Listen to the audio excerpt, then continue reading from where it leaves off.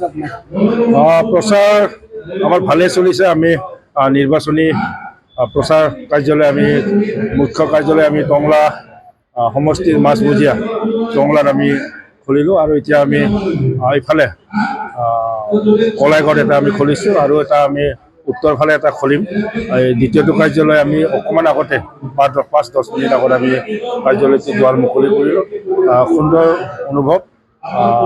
আমাৰ আচলতে নিৰ্বাচনী প্ৰচাৰ কাৰ্যালয় আমাক প্ৰয়োজন নোহোৱা অৱস্থাই হৈছে। আমাৰ দলীয় কাম কাজ বহুত দিনৰ পৰাই চলি আছে। আমি বহি থকা নাই।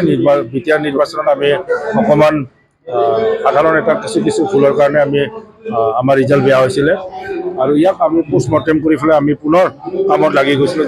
চব দলে জানে যে বিটিআৰ নিৰ্বাচনৰ কিছু মাহৰ পিছতে বিধানসভা নিৰ্বাচন হ'ব, গতিকে আমি প্ৰিপেৰেশ্যনটো আমি তেতিয়াৰ পৰাই কৰি আছিলোঁ। মূল যুঁজটো কাৰ সৈতে হ'ব বুলি ভাবি আছে? মূল যুঁজ বুলি ক'লে এইবাৰ আমি যিসকলে নিৰ্বাচনত নমিনেশ্যন ছাবমিট কৰিছে গোটেইবিলাককে আমি আমাৰ প্ৰতিদ্বন্দ্বী হিচাপে আমি ধৰি লৈছোঁ। ইয়াত আমি এতিয়াও কাকো ঠিক কৰিব পৰা নাই। প্ৰথম, দ্বিতীয়, তৃতীয় বুলি পেলাই নহয়, আমি 6 গৰাকী আমি প্ৰাৰ্থী আছোঁ। মোৰ কাৰণে 5 গৰাকীয়ে প্ৰতিদ্বন্দ্বী, 5 গৰাকী কিন্তু মোৰ কাৰণে প্ৰতিদ্বন্দ্বী। তেওঁলোকে এটা ভোটত জিকিলেও তেওঁলোকে জিকিব, মই এটা ভোটত জিকিলেও মই জিকিম। ইয়াত বিজেপি, এজেপি বা আন কোনোবা দল, BPF, এই কথাবিলাক ইয়াত আহি নপৰে। ইয়াত ফেক্টৰ হৈছে কোনে টংলা সমষ্টিৰ উন্নয়ন ঘটাব। ফেক্টৰ সেইটোৰ লগত জড়িত। ফেক্টৰ হৈছে কাৰণ মই দলবিলাকৰ নাম ক'ব খোজা নাই। অকল পুৰণা সমষ্টিত কলাইগাঁও সমষ্টিতো বিধায়ক আছিলে, পুৰণা সমষ্টি পানেৰী সমষ্টিতো বিধায়ক আছিলে এগৰাকী। গতিকে ফেক্টৰ বুলি পেলাই আমি কাকো ক'ব খোজা নাই। এই কাৰণতে ক'ব খোজা নাই, যদি তেওঁলোক ফেক্টৰ হ'লেহেঁতেন তেওঁলোকে ইয়াৰ পৰা আজি প্ৰাৰ্থিত্ব নিশ্চয় ইয়াৰ পৰাই দিলেহেঁতেন। তেওঁলোক ইয়াৰ পৰা ওলাই গুচি গ'ল। যুদ্ধক্ষেত্ৰ তেওঁলোকে এৰি গুচি গ'ল। যুদ্ধক্ষেত্ৰ ইতিমধ্যে এৰি গুচি গ'ল, আৰু আমাক এই যুদ্ধক্ষেত্ৰখনত আমাক অকলে এৰি থৈ গৈছে। ইয়াৰ কাৰণে আমি কাকো ফেক্টৰ হ'ব বুলি আমি ভবা নাই, আৰু ফেক্টৰ পৰৱৰ্তী সমাজত দেখা যাব। BPFৰ ভোটখিনি কোনে পাব বুলি আশা কৰি আপুনি? BPFৰ ভোট বা অসম গণ পৰিষদৰ ভোট বা বিজেপিৰ ভোট, ইয়াত এই ব্যৱস্থাটো নাই। এইবাৰ টংলাত এই ব্যৱস্থাটো নাই। টংলা হৈছে এনেকুৱা এটা সমষ্টি, দুটা সমষ্টি, কলাইগাঁও আৰু পানেৰী, দুয়োটা সমষ্টি কিন্তু যোৱা বিগত 5 বছৰৰ উন্নয়ন হোৱা নাই। এইবাৰ উন্নয়ন কৰিব পৰা ল'ৰা প্ৰতিনিধি আৰু উন্নয়নৰ বিপক্ষে থকা প্ৰতিনিধিৰ মাজত ইয়াত যুদ্ধখন হ'ব। গতিকে তেওঁলোকে ৰাইজে বিচাৰি পাইছে যে UPPL দলে 26টা জনগোষ্ঠীৰ কথা কয় আমাৰ প্ৰমোদ বড়ো ডাঙৰীয়াই, 18টা ভাষিক জনগোষ্ঠীৰ কথা কওঁ আমি, 35 লক্ষ মানুহৰ সমবিকাশ সম উন্নয়নৰ কথা কওঁ আমি। আৰু ইয়াত টংলা সমষ্টিৰ যিবিলাক সমস্যা, এই সমস্যাবিলাক ইতিমধ্যে জনপ্ৰতিনিধিবিলাকে পেলাই থৈছে। পেলাই থোৱা কাৰণে আস্থা আৰু বিশ্বাস এইবাৰ UPPLৰ ওপৰত। ইয়াত কোনো দল নহয়। টংলা সমষ্টিৰ যিয়ে উন্নতি বিচাৰে, টংলা সমষ্টিত যিয়ে প্ৰগতি বিচাৰে, টংলা সমষ্টিৰ যিটো পৰিৱৰ্তন, এই পৰিৱৰ্তনটো যিয়ে বিচাৰে, সি যি দলৰে ভোটাৰ নহওক, সি UPPL দলক ভোট দিবৰ কাৰণে বাধ্য। আৰু UPPL হিচাপে নহয়, টংলা সমষ্টিৰ উন্নয়নৰ কাৰণে, টংলা সমষ্টিৰ বাকী ৰাইজৰ সামগ্ৰিক বিকাশৰ কাৰণে এগৰাকী থলুৱা যুৱকক, টংলাৰ ধূলি মাকতি খোৱা যুৱক, কলাইগাঁৱৰ ধূলি মাকতি খোৱা যুৱক, পানেৰী অঞ্চলৰ ধূলি মাকতি খোৱা যুৱক,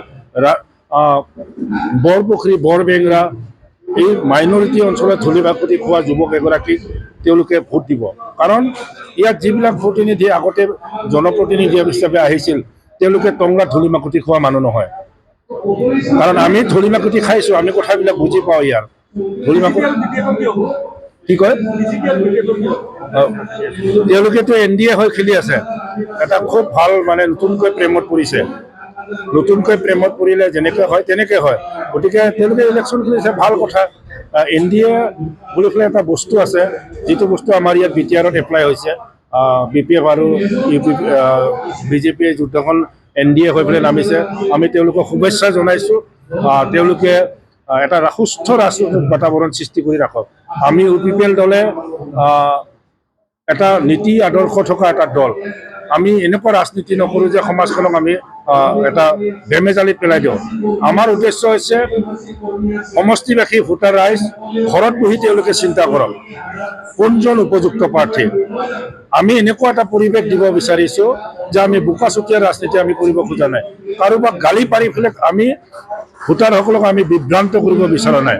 আমি গঠনমূলক পদ্ধতিৰ দ্বাৰা আমি গঠনমূলক নীতি আদৰ্শৰ দ্বাৰা আমি ৰাজনীতি কৰিব বিচাৰিছোঁ। সুস্থ বাতাবৰণ তেওঁলোকক আমি বজাই ৰাখিবৰ কাৰণে আহ্বান জনাম।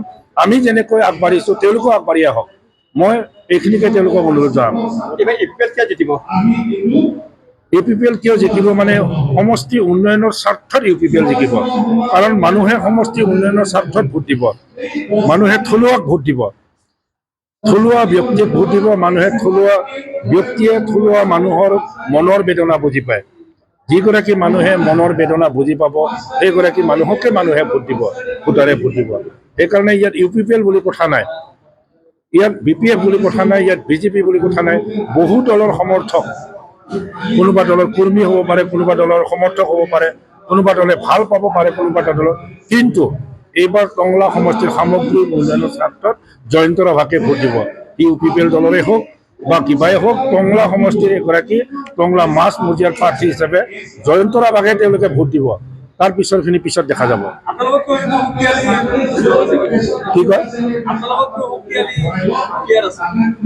আমাতকৈ শক্তিশালী যুদ্ধ ক্ষেত্ৰত যিবিলাকে যুদ্ধ কৰিব আহে সকলোৱে শক্তিশালী বুলি ভাবি পেলাই যুদ্ধ কৰিব আহে। পৰাজয় বা বিজয় হোৱাৰ পিছত বুজা যায় কোনগৰাকী শক্তিশালী আছিল, কোনগৰাকী দুৰ্বল আছিল।